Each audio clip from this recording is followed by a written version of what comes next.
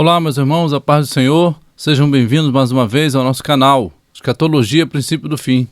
Sou o pastor Jean Jorge. Vamos falar sobre o milênio com Cristo. O primeiro versículo que nós escolhemos aqui sobre o milênio é Apocalipse, capítulo 20, versículo 6, que diz assim, Bem-aventurado e santo é aquele que tem parte na primeira ressurreição. Sobre esses, a segunda morte não tem autoridade. Pelo contrário, serão sacerdotes de Deus e de Cristo e reinarão com ele os 1000 anos. Então aqui já é a informação nesse capítulo 20 sobre quem que vai reinar com Cristo, né? Aqueles que participarem da primeira ressurreição. E os que participam da primeira ressurreição são aqueles que são de Cristo, né? Como conhecemos já a palavra, aqueles que não são de Cristo não ressuscitarão na primeira ressurreição. Então está dizendo aqui, bem-aventurado, feliz, né? E santo, separado, é aquele que tem parte na primeira ressurreição. Que aí a segunda morte, que é a morte espiritual, não tem parte sobre ele. E aí estes vão estar reinando com Cristo durante os 1000 anos. Agora vem o anúncio do reino milenar. Vamos pegar agora um pouquinho antes, né? Para vermos como é mais ou menos uma cronologia que a gente organizou aqui. Apocalipse 11, 15 diz assim: O sétimo anjo tocou a trombeta e houve no céu grandes vozes, dizendo: O reino do mundo se tornou de nosso Senhor e do seu Cristo, e ele reinará pelos séculos dos séculos. Então aqui está dizendo, logo prestes a Jesus retornar para tomar o reino aqui na terra, e aí ele diz que o reino se tornou, porque hoje esse reino chamado terra está sendo governado por Satanás, devido a Adão e Eva, que eram os reis da terra, né, vamos botar assim, darem a chave desse reino na mão de Satanás quando pecaram.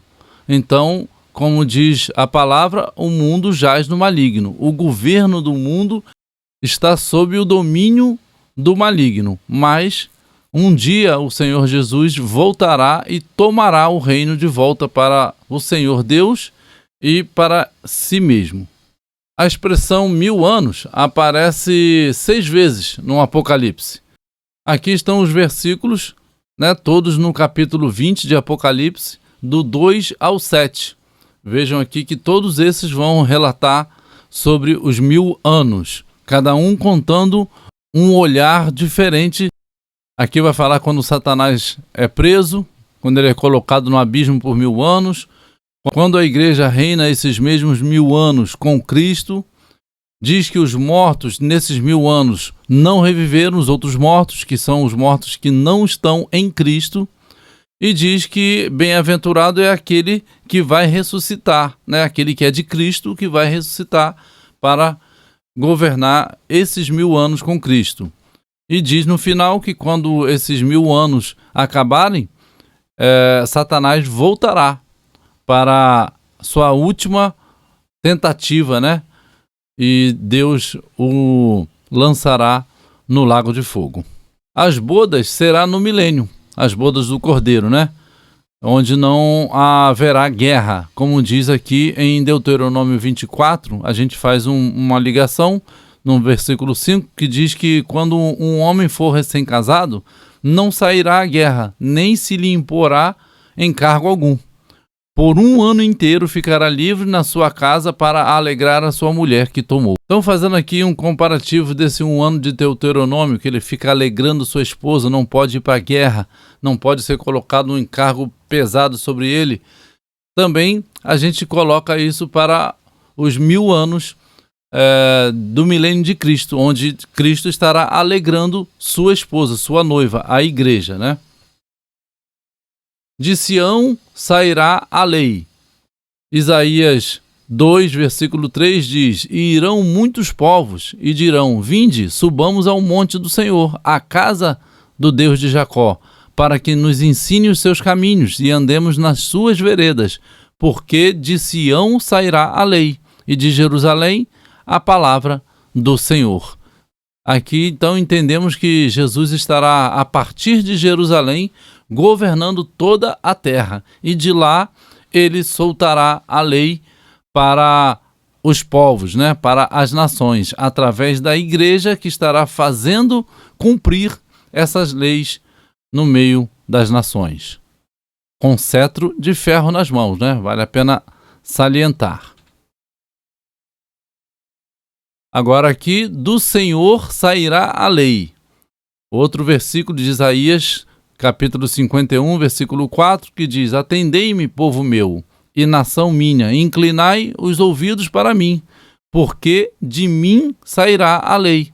O meu juízo farei repousar para a luz dos povos. Então é do Senhor, né, que estará em Sião, que sairá a lei para os povos. Quando acontece os 1000 anos? Já estamos vivendo esses 1000 anos? A resposta logo ali é não, né? Apesar de respeitar aqueles que são da linha amilenista, que entendem que o milênio é simbólico e que está acontecendo desde que Cristo veio à Terra, eu não sou dessa linha. Eu sou pré-milenista, né? Que acredita que o milênio será após a vinda de Cristo. Então aqui, nesse texto vai dizer: E vi tronos, e assentaram-se sobre eles, e foi-lhes dado o poder de julgar. E vi as almas daqueles que foram degolados pelo testemunho de Jesus e pela palavra de Deus, e que não adoraram a besta, nem a sua imagem, e não receberam o sinal em suas testas, nem em suas mãos, e viveram, e reinaram com Cristo durante 1000 anos. Então aqui está apontando que os 1000 anos é após a pessoa não adorar a imagem da besta, não receber o sinal na sua testa. Então esses 1000 anos estão acontecendo depois disso tudo, não antes. Será antes ou depois da volta de Jesus? E ali a gente responde que é depois. Como diz aqui, mas os outros mortos, que esses outros mortos aqui são aqueles que não são de Cristo, não reviveram até que os 1000 anos se acabaram. Esta é a primeira ressurreição. A primeira ressurreição é aquela que aconteceu na volta de Jesus, onde os mortos em Cristo ressuscitaram. E aí ele diz que bem-aventurado e santo, né? Como já lemos esse versículo, não vamos repetir. Então, aquele que ressuscitar na primeira ressurreição reinará com Cristo esses 1000 anos. Milênio, no céu ou na terra? Onde será o milênio? O milênio será na terra, que voltará a ser um paraíso. Então aqui Isaías capítulo 11, do 6 ao 10, vai dizer: E morará o lobo com o cordeiro, e o leopardo com o cabrito se deitará. E o bezerro e o filho de leão e o animal cevado andarão juntos, e um menino pequeno os guiará. A vaca e a ursa pastarão juntas. Seus filhos se deitarão juntos, e o leão comerá palha como o boi. E brincará a criança de peito sobre a toca da áspide, e a desmamada colocará a sua mão na cova do basilisco. Não se fará mal nem dano algum em todo o meu santo monte, porque a terra se encherá do conhecimento do Senhor, como as águas cobrem o mar. E acontecerá naquele dia que a raiz de Jessé, a qual estará posta por estandarte dos povos, será buscada pelos gentios, e o lugar do seu repouso será glorioso. E Isaías 65, 25 também vai dizer a mesma coisa ali do primeiro versículo. O lobo e o cordeiro se apacentarão juntos, e o leão comerá palha como o boi, e pó será a comida da serpente. Não farão mal nem dano algum em todo o meu santo monte, diz o Senhor. Então, morará o lobo com o cordeiro, porque hoje não se pode deixar o lobo junto com o cordeiro, porque o lobo devora o cordeiro, né? E o leão junto com animal cevado não tem como andar junto hoje, porque a maldade se instalou depois do pecado. Porém, do milênio em diante, Jesus colocará tudo novo nessa terra. então sairá a maldade e tudo voltará como era no paraíso anteriormente. O leão vai comer palha como o boi, porque lá em Gênesis 1:29, no princípio de tudo, tanto os animais como os homens, Deus disse que deu frutas e ervas e todas as hortaliças para eles comerem, né? Então, nenhum ser vivente comia carne naquele momento da criação, porque ninguém precisava matar o outro, né? Nenhum animal caçava para matar o outro, e nem o ser humano. E isso voltará a acontecer no milênio. E diz que a raiz de Jessé, que é o próprio Jesus, ele estará por estandarte dos povos, né? Que será buscado pelos gentios. A inocência e a paz estarão de volta. Oséias 2:18 diz: naquele dia farei a favor dela aliança com as bestas feras do campo, e com as aves do céu, e com os répteis da terra, e tirarei da terra, né, o arco e a espada e a guerra, e farei o meu povo repousar em segurança. Ou seja, a verdadeira paz e segurança só no reino de Jesus, no milênio em diante, e aonde as bestas feras do campo não estarão mais com a sua ferocidade, né? Vai ser tirado também dos homens o arco, a espada, não acontecerá mais guerra. Milênio é literal ou simbólico? Bem-aventurado e santo aquele que tem parte na primeira ressurreição, e vão reinar com Cristo os 1000 anos. Então, um exemplo disso está em Êxodo 23 e em Êxodo 34, que faz uma sombra, né? Dizendo que 6 anos semearás a tua terra e recolherás os seus frutos, mas ao 7º a dispensarás e deixarás descansar. Aqui em Êxodo 34 diz: 6 dias trabalharás, mas ao 7º dia descansarás. Na aradura e na cega descansarás. Então, isso é um apontamento, né? De que, como se o mundo estivesse vivendo por 6.000 anos e depois no 7º milênio haverá descanso, né? Eu tenho esse pensamento de que a Terra não é antiga, de milhões de anos. Então, fazendo aí uma comparação entre os 1000 anos, que seria o 7º milênio, com esses versículos de Êxodo, chegamos ao entendimento que ele é literal. A ordenança divina durante o milênio. Todos os que restarem de todas as nações que vieram contra Jerusalém subirão de ano em ano para adorarem o Rei, Jeová dos exércitos, e para celebrarem a festa dos tabernáculos. Se qualquer das famílias da terra não subir a Jerusalém para adorarem ao Rei, Jeová dos exércitos, não cairá sobre eles a chuva. Se a família do Egito não subir, nem vier, não virá sobre eles a chuva.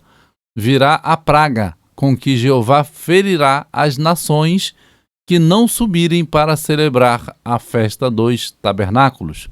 Este será o castigo do Egito e o castigo de todas as nações que não subirem a celebrar a festa dos tabernáculos. Zacarias 14:16 ao 19. Então, há uma ordenança que essas nações venham celebrar, venham adorar o Rei que está em Jerusalém. É o próprio Rei Jesus. As nações que restaram de toda essa guerra, né, do final dos tempos, da grande tribulação, do Armagedon, né, a grande destruição que acontecerá, mesmo assim, restarão nações sobre a terra. E estas, no governo de Jesus, que tomará o reino, terão que levar a ele as honras, né, na festa dos tabernáculos. Salmo 47, 1 a 3 diz: batei palmas todos os povos, celebrai a Deus com vozes de júbilo, pois o Senhor Altíssimo é tremendo, é o grande Rei de toda a terra. Ele nos subjugará os povos e as nações debaixo de nossos pés. Então aqui está falando quando Deus toma, né, as nações, toma o seu poder, toma o seu reino de volta para si e subjuga a nós, a sua igreja, que estará governando com ele sobre essas nações. Reino milenar, quem vai estar nesse reino? Os salvos de todos os tempos. 1 Coríntios 15, 52 diz: num momento, num abrir e fechar de olhos, ante a última trombeta, porque a trombeta soará e os mortos ressuscitarão incorruptíveis, e nós seremos transformados. Agora, 1 Tessalonicenses 4, 16 e 17. Porque o mesmo Senhor descerá com alarido e com voz de arcanjo e com trombeta de Deus, e os que morreram em Cristo ressuscitarão primeiro. Estamos tratando aqui daqueles que estarão participando, né, do reino. Depois, nós, os que ficarmos vivos, seremos arrebatados, juntamente com eles, nas nuvens, a encontrar o Senhor nos ares. Assim estaremos sempre com o Senhor. Apocalipse 24 vai dizer: vi tronos, assentaram-se sobre eles, foi dado o poder de julgar.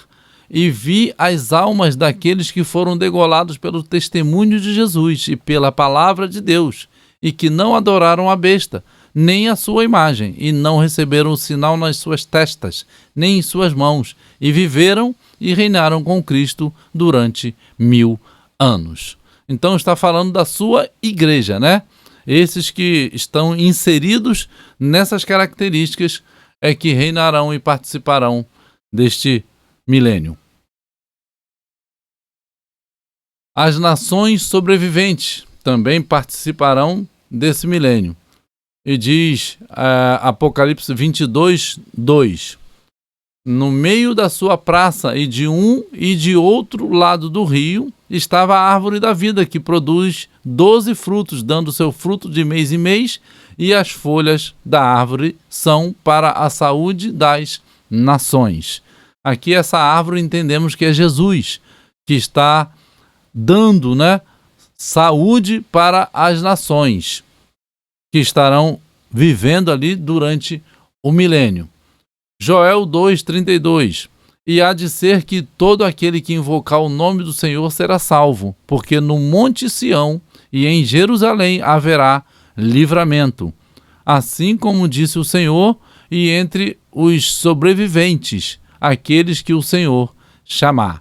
Monte aqui, em profecia, como já falamos em outros vídeos nossos, significa reino. Então, no reino de Deus, que é o reino de Sião, haverá livramento. Zacarias 14:16, como lemos agora há pouco, diz: e acontecerá que todos os que restarem de todas as nações que vieram contra Jerusalém subirão de ano em ano para adorar o Rei, o Senhor dos Exércitos, e para celebrarem a festa dos tabernáculos. Essas são as nações sobreviventes que estarão também durante o milênio, né, sendo governadas pela igreja. Quem não participará do milênio?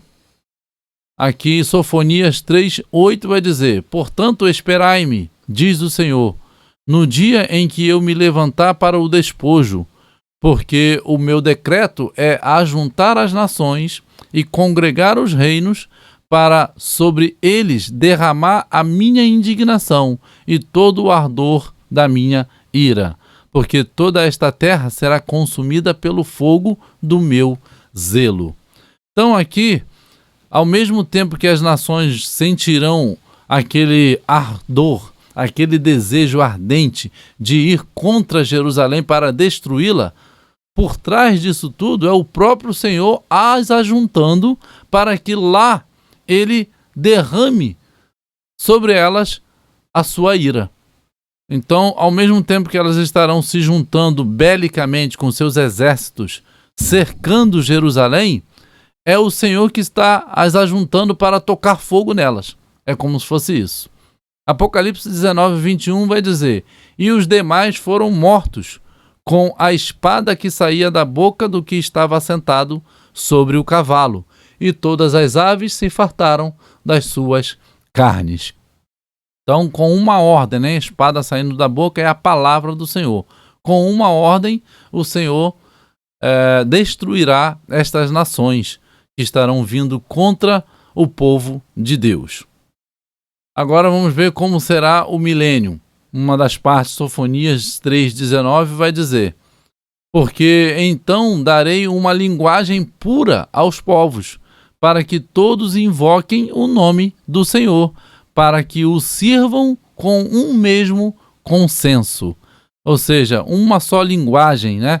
Quase que voltando a antes da Torre de Babel. Mas aqui pode ser uma linguagem espiritual, né? Uma linguagem limpa, pura. Não sei se diretamente está falando de um só idioma, né? Não sei.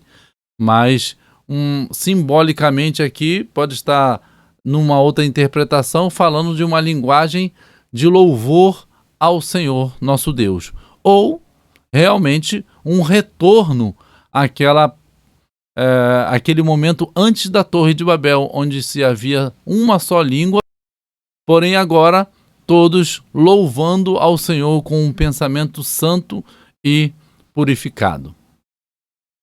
Deus enxugará toda lágrima. Apocalipse 21:4. E Deus limpará de seus olhos toda lágrima, e não haverá mais morte, nem pranto, nem clamor, nem dor, porque já as primeiras coisas são passadas. Que maravilha que será, né, meu irmão? A gente não ter mais dor, não ter mais pranto de morte de filho, de morte de pai, de mãe, sem precisar estar clamando com as entranhas, né? Mas lágrimas nos olhos. Será um tempo de glória realmente com o Senhor. Não haverá mais lágrimas. Isaías 25, 7 e 8 diz: destruirá neste monte a coberta que envolve todos os povos e o véu que está posto sobre todas as nações. Ou seja, no seu monte, no seu reino, ele retirará as escamas dos olhos, o véu que cobre os olhos das pessoas que não veem realmente o que realmente está acontecendo, né? Só quem está no Senhor Jesus é que consegue ver, e ainda não totalmente claro, né? Porque aqui sim, nesse tempo, estará tudo esclarecido, como realmente enxergamos algo de frente dos nossos olhos, assim estaremos enxergando perfeitamente como é o mundo espiritual. E aí ele diz: tragará a morte para sempre. Vai destruir a morte, vai tragar, né? A morte para sempre. E assim enxugará o Senhor Deus as lágrimas de todos os rostos, e tirará de toda a terra o opróbrio do seu povo, porque o Senhor falou. Maravilha, estamos ansiosos por esse dia, né? Apocalipse 7, 13 a 17 diz: jamais terão fome, nunca mais terão sede, não cairá sobre eles o sol nem ardor algum, pois o Cordeiro que se encontra no meio do trono os apacentará e os guiará para as fontes da água da vida, e Deus lhes enxugará dos olhos toda lágrima. Aqui, penso que não quer dizer que nós não nos alimentaremos fisicamente, né? Porque Jesus, após a sua ressurreição, com o corpo glorificado, ele comeu com os seus discípulos. Mas aqui está dizendo de não ter fome, de não ter necessidade, né? Não ter sede, são as necessidades básicas para o nosso corpo, né? E nós não teremos essas necessidades. E não vai cair sobre nós o sol para nos cansar, nos afadigar, né? Com trabalho duro. É isso que o texto está nos apontando.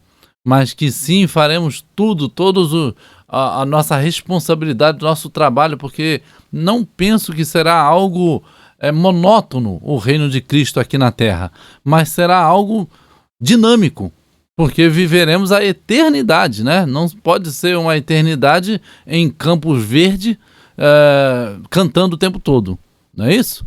Então eu entendo que será dinâmico o reino de Deus, como Deus sempre foi um Deus dinâmico, assim será com o seu reino eterno, a partir do milênio.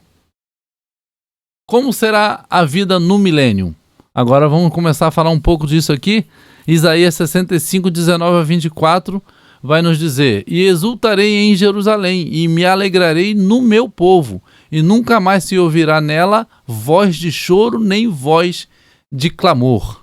Não haverá mais nela criança de poucos dias, nem velho que não cumpra os seus dias, porque o menino morrerá de 100 anos. Porém, o pecador de 100 anos será amaldiçoado.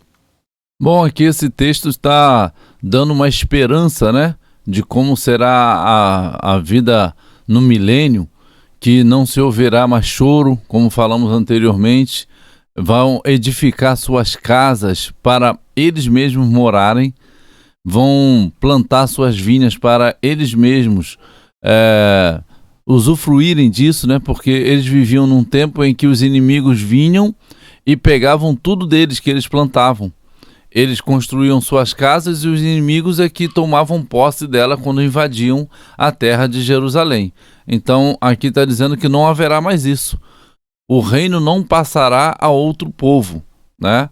E vai dizer que não terão mais filhos para perturbação, filhos para problemas, para, né, situações ruins, mas que Deus está dando agora uma certeza de que haverá uma paz, uma tranquilidade, haverá só coisas maravilhosas para aqueles que seguem a Cristo, pois entrarão nesse tempo, né, maravilhoso que é o tempo do milênio.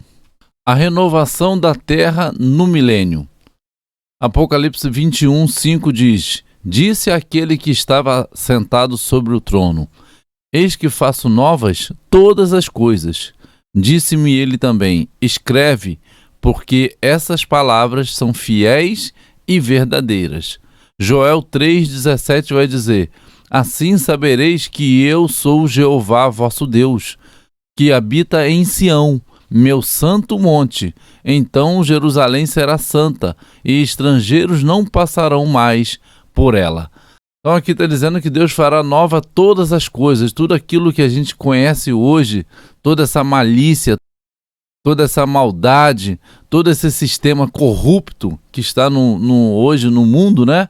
Não haverá mais. E ele diz que ele habitará em Sião, o seu santo monte, o seu santo reino, né? E Jerusalém será santa. Nós, né, seremos a nova Jerusalém, nós seremos santos. E coisas ruins não passarão mais por elas. E todo aquele que estará nela, que será a nova Jerusalém, este será nativo, né? Este será corpo de Cristo, não será estrangeiro. Os salvos e a nova Jerusalém. Aqui João 14, 2, 3 e 23 vai dizer assim: Na casa de meu pai há muitas moradas. Se assim não fora, eu vô-lo teria dito, pois vou preparar-vos lugar. E quando eu for e vos preparar lugar, voltarei e vos receberei para mim mesmo, para que onde eu estou estejais vós também. Respondeu Jesus: Se alguém me ama, guardará a minha palavra, e meu Pai o amará, e viremos para ele e faremos nele morada. Então aqui as moradas que aqui estão apresentadas somos nós mesmos, porque no versículo 23 ele aponta e responde quais são as moradas do versículo 2. E Jesus está dizendo que aquele que guardar a sua palavra, o Pai o amará, e eles, né, Deus, Jesus e o Espírito Santo, faria nesse morada. Esse é um texto bem conhecido dos irmãos e muitos vão interpretar que Jesus está indo para o céu para construir casas lá no céu para nós. Mas na verdade ele está dizendo de uma coisa muito mais simples, que às vezes as pessoas não querem nem entender por esse lado porque é simples demais. Mas o versículo 23, ele está apontando qual é a morada que Jesus está preparando. A própria morada somos nós, que ele prepara para o Pai, ele e o Espírito Santo morar. Que ele está dizendo que aquele que guardar será a morada do Pai, aquele que guardar a sua palavra. Então, Jesus não está falando de uma ida para o céu, para morar lá, mas sim que o céu, na pessoa de Deus, de Jesus e do Espírito Santo, vem morar em nós. Como temos falado em alguns vídeos, nós somos a morada do Pai e o Pai é nossa morada, né? Somos o templo do Espírito Santo. E aqui no versículo 3, ele vai dizer: quando eu for e vos preparar lugar, que ele vai estar nos preparando, nos construindo para ele mesmo morar, né? Voltarei e vos receberei para mim mesmo, para que onde eu estou, estejais vós também. Em muitas versões bíblicas, muitas traduções, está para que onde eu estiver. E essa mudança do verbo de estou para estiver, dá uma ideia de local físico, um local geográfico. Mas, na verdade, a palavra no original é para que onde eu estou, no tempo presente. E Jesus também não está falando de um local geográfico, porque nesse momento onde ele estava falando era Jerusalém, era Israel aqui na terra. E ele não está se referindo a isto. Ele está se referindo que ele está no Pai. Nesse texto de João, ele vai acrescentando: não crês que eu estou no Pai, o Pai está em mim. Várias vezes ele falando que ele vai voltar para o Pai, que ele está no Pai. Então isso tudo é o contexto que ele está dizendo, que eu quero que vocês estejam aonde eu estou no Pai. Eu quero que vocês estejam no Pai, também tal qual eu estou. A coluna, ela fica numa casa para sempre. Quando a gente faz uma coluna é para estruturar a casa e nunca mais sai dali. Às vezes nós vamos tirar uma telha da casa, às vezes nós vamos tirar uma parede de uma casa, vamos tirar alguns móveis, algumas coisas de uma pia, vamos mudar isso tudo. Mas dificilmente alguém vai tirar uma coluna. É muito arriscado alguém tirar uma coluna de uma casa, né? Então, a coluna aqui que o Senhor Deus nos considera é porque ficaremos com Ele para sempre. E diz assim, Apocalipse 3:12: ao vencedor faloei coluna no santuário do meu Deus, e daí jamais sairá. Gravarei também sobre ele o nome do meu Deus, o nome da cidade do meu Deus, a nova Jerusalém que desce do céu, vinda da parte do meu Deus, e o meu novo nome. E aí tem uma pergunta aqui no Salmos 24, 3 e 5. Quem subirá ao monte do Senhor? Quem há de permanecer no seu santo lugar? Né? O monte do Senhor, quem subirá ao reino do Senhor, né? Aí ele responde: o que é limpo de mãos e puro de coração, que não entrega a sua alma à falsidade, nem jura dolosamente. Este obterá do Senhor a bênção e a justiça do Deus da sua salvação. A casa eterna. Nesse texto de Filipenses 3, 20 e 21, ao primeiro olhar, rapidamente nessa leitura, alguém pode entender que nós vamos para o céu, para essa pátria que está lá no céu. Mas não é isso que o texto está falando, se olharmos o texto, né, com o seu contexto.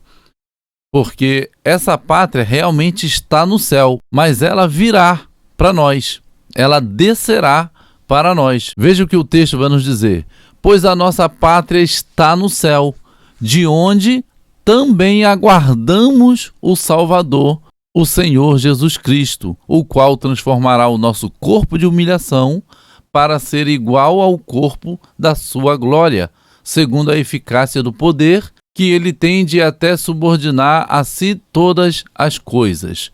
Ou seja, nós aguardamos tanto o Salvador quanto essa pátria descer, porque quem aguarda, aguarda no seu próprio lugar, né? Aguarda a pessoa ou o objeto chegar até si.